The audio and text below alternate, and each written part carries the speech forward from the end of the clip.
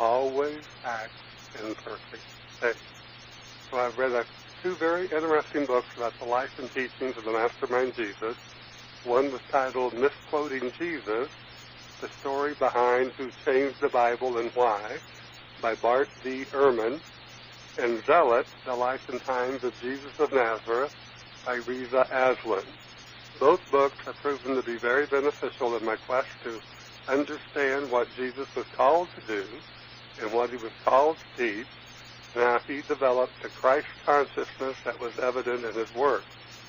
It is through his teachings and the words attributed to him that we could have a greater understanding of the universal spiritual principles that are contained in the Torah, the Holy Bible, especially the Gospels and the New Testament. Both books can challenge our beliefs but not our faith. The greatest impact is in finding that some things that we always assumed were true are not true at all. In Bart Ehrman's book, Misquoting Jesus, he focuses on the New Testament and the changes that were made throughout history, and these changes were also made, both additions and subtractions, to the teachings of Jesus. There were thousands of changes made, and since the original manuscripts of the New Testament were destroyed, no one knows with certainty what was originally written, for there is no way to prove anyone's opinion. And those who fostered the belief that we should take the Bible literally need to decide which of the thousands of changes to the Bible is the one to be taken literally. Not all changes were made on purpose. Many were just careless mistakes or copied by people who had little ability to know what they were copying. And of course, there were those who made changes to fit their agenda. This is still going on today as we have new versions based on interpretations rather than translations. There's a big difference. Each week I put on a message on my website, revbates.com and revbatesontheradio.org, in text form so that people can read it, they can copy it, and they can save it if they want. They can print it out. And I have that message translated by Raul Feliciano Sanchez in Houston, Texas, who's a very skilled broadcast journalist, and he translates it into Spanish. Now, I don't ask him for interpretations. I ask him for translations, and he always complies and gives me the translation. And that's the difference between what we read in the Holy Bible that most of us hold in our hands and have in our homes and take to our churches and so forth, and also the Torah, which most people take to the temple who are of the Jewish faith. There are changes, there's deletions, there's subtractions, there's additions to all these records because these got into human hands. And when anything gets into human hands, you're always going to have someone, usually people who have ascended to some level of power over other people, that's going to change things to fit their agenda, to fit what they believe to be true rather than what was really true. So we know that's still going on today. We see new versions, and you see them. You could go to Bible.com or BibleHub.com or BibleGateway.com.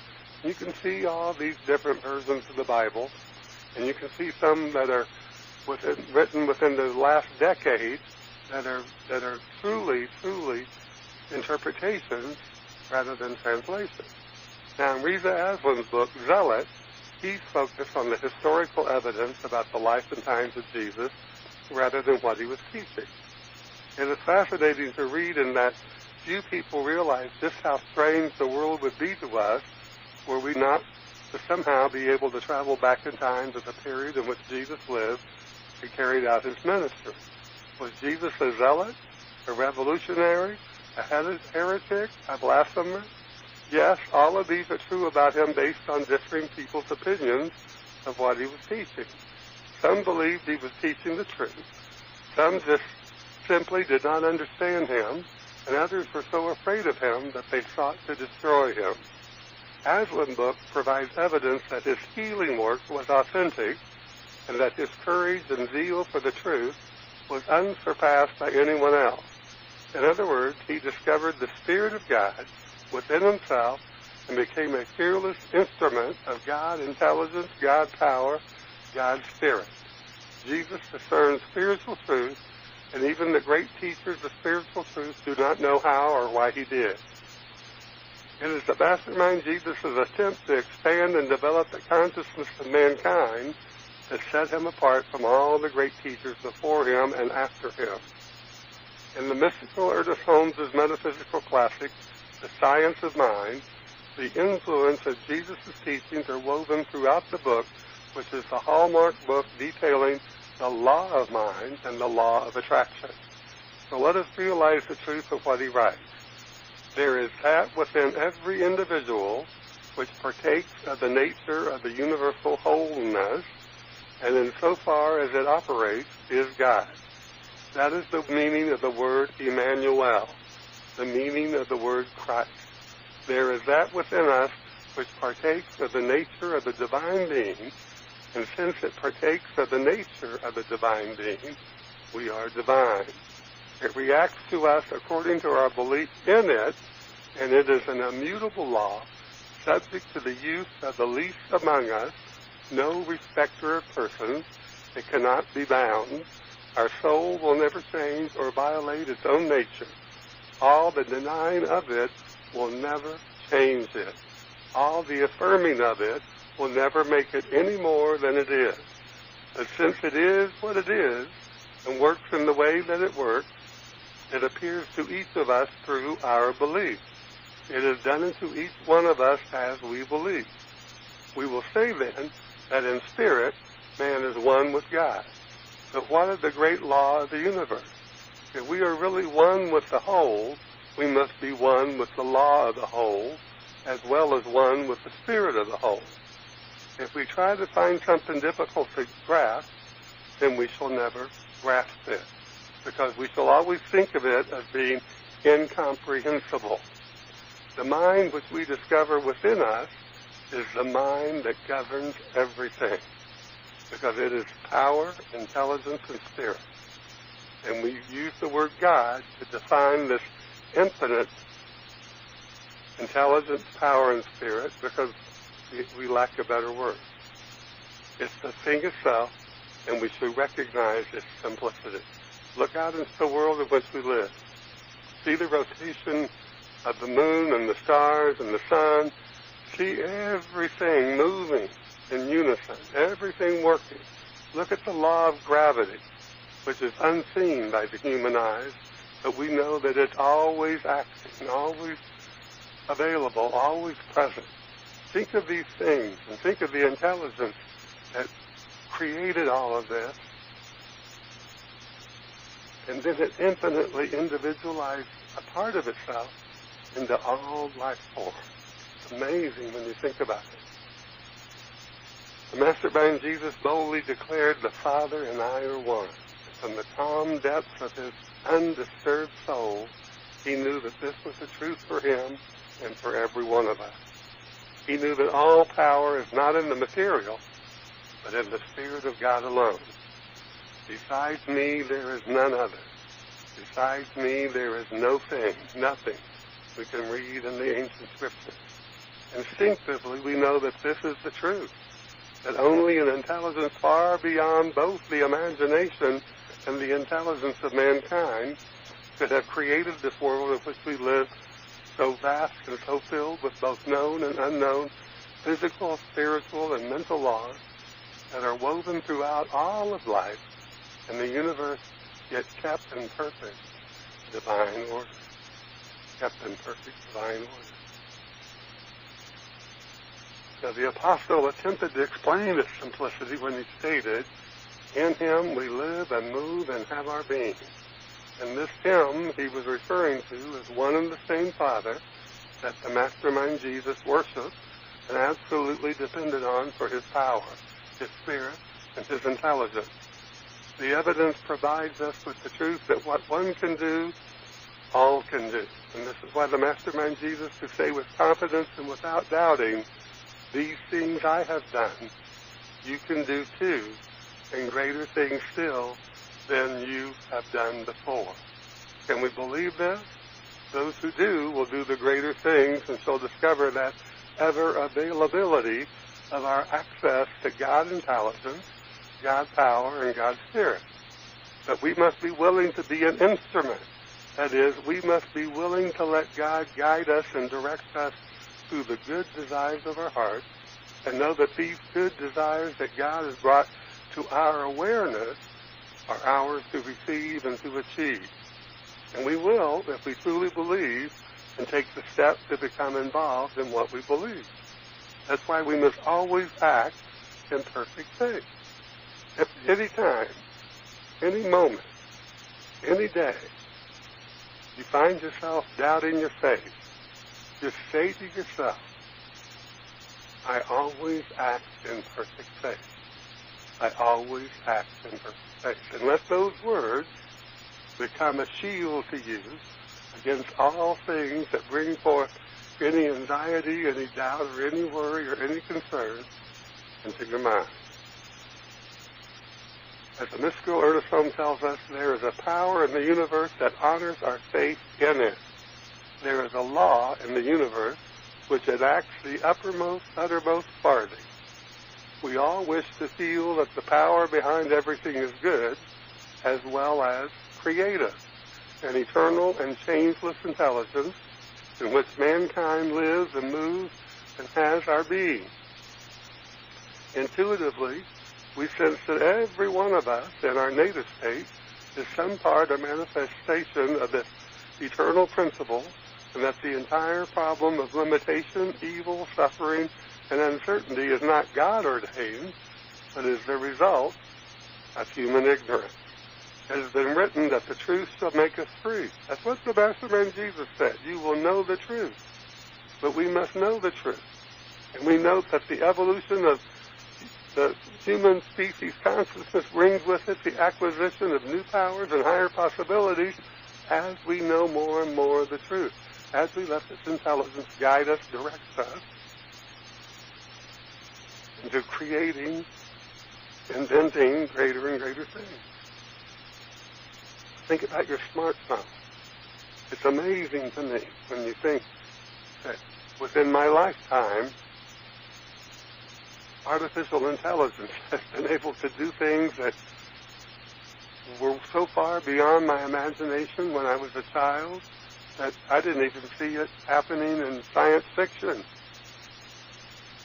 There are so many things that are available to us if we just open our mind to that greater intelligence that already knows how to do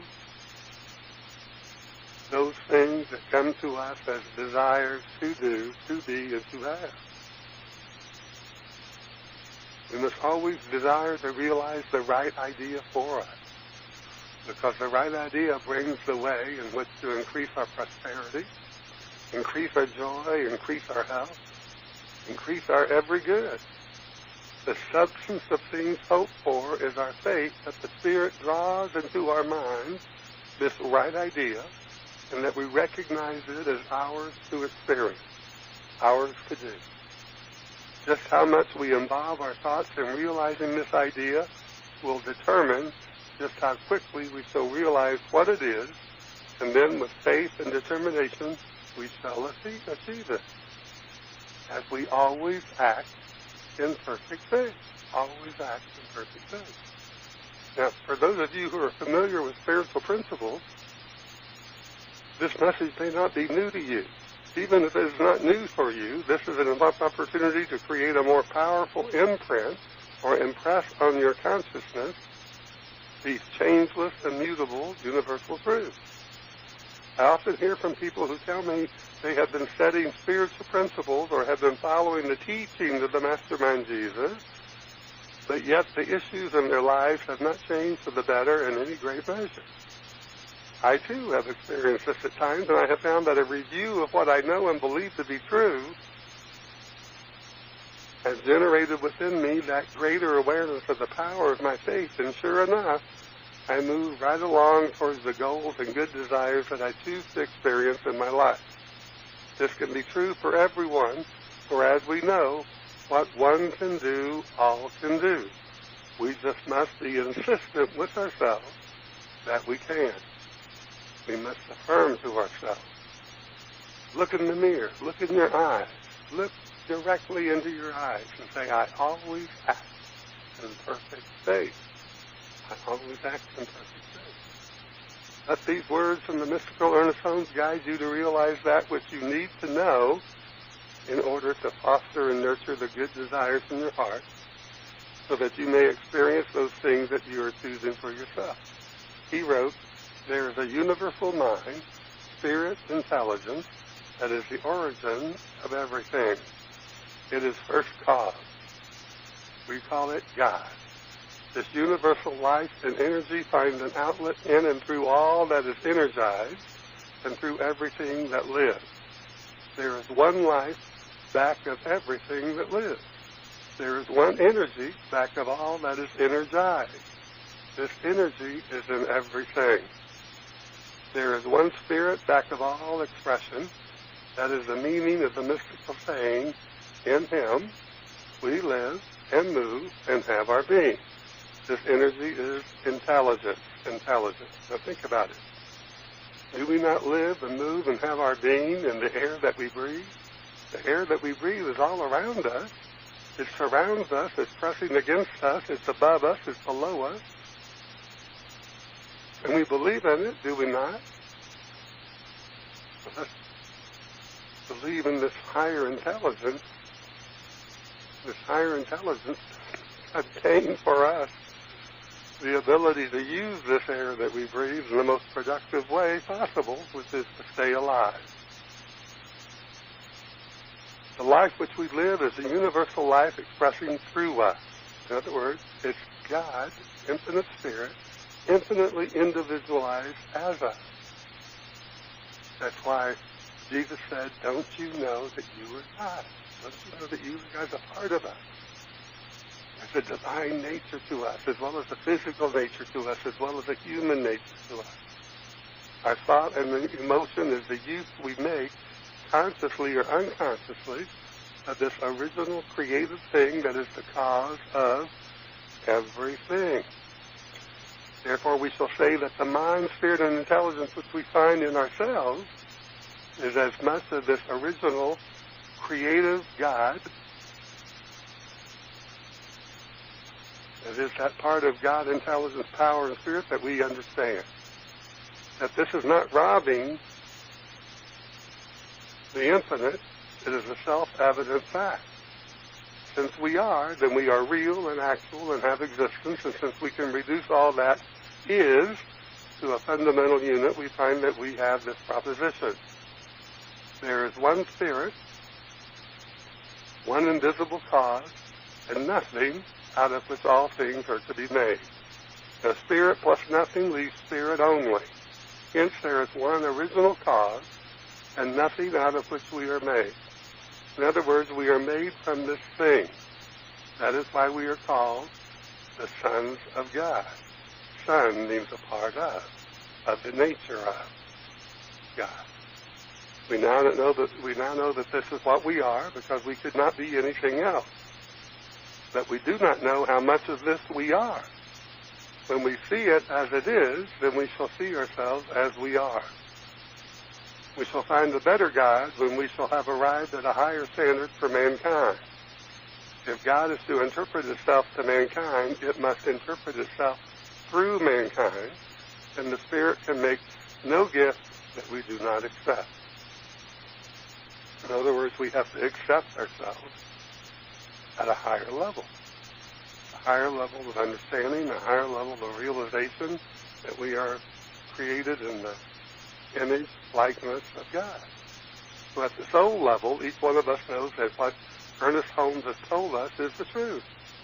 Centuries ago, the ancients gave us the same wisdom and truth, and so we can use our spiritual discernment and recognize that this is a changeless truth. And once we embody this at the deeper level of our mind, we shall see the good results that are God's good desires for us. This is a transformation that most of us seek to experience. In the Christian faith, it is referred to as the born-again experience. That is, we feel renewed and almost new in our relationship to our higher self, and recognize the Spirit expressing as us. Let's look at these few passages from Ernest Holmes. He writes, "We are thinking, willing, knowing, conscious centers of life. We are surrounded by, immersed in, and there is flowing through us a creative something. Call it what you will. The sum total of all our thought, will, purpose, and belief creates a tendency in this law that causes it to react to us according to the sum total of that belief." In other words, it's the law of correspondence. Whatever we give out, we get back. Whatever we believe about anything, anyone, we shall experience it. We may not experience it in the same way, but we shall experience it, whether it's a negative or a positive. We must learn to believe. We must learn to believe. We must learn to believe that we can always act in perfect faith. The approach should be direct and it should be pacific. Suppose one is laboring under the law or the idea of limitation. Our whole thought is a picture of limitation. Where are we placing ourselves in mind, that is, in the spirit? Are we not, in substance, saying, I cannot have and enjoy good things? And are we demonstrating that we cannot have or accomplish good? It may take time to reshape the basis of our thought. So we must commence by saying, I perceive that because I am what I am, because of this infinite thing that overshadows eternity and finds its abiding place in me, I know that good is now mine, all good. There is no mental coercion in this. We do not will things to be done. Things are brought into being, not by will, but by the power of the self-assertive truth. The self-assertive truth. In other words, we speak our words. How much can we have? Just what one can believe. How much can we see? How much can we accept? How much can we find in our consciousness that is no longer repudiated by our own denials? Whatever that is, that much we can have. So we have to be careful. Right here I'm going to tell you. We have to be careful about our feelings. A lot of times people will say, I believe, I believe, I believe. I believe in the good. I believe that God only wants good for me. But their feeling nature betrays them. The first time something negative happens, they're feeling fear and anxiety and worry and concern. Just start ratcheting up the emotion within them.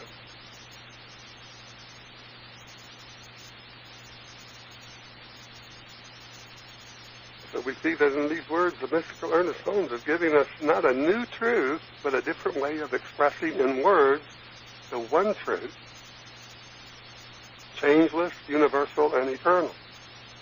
This instruction to be direct and specific speaks to the way in which the Mastermind Jesus spoke his words and received that automatic correspondence from God, infinite intelligence. We must be dynamic as we name the good that we desire to experience and claim it in consciousness. And we must do this until we have received it.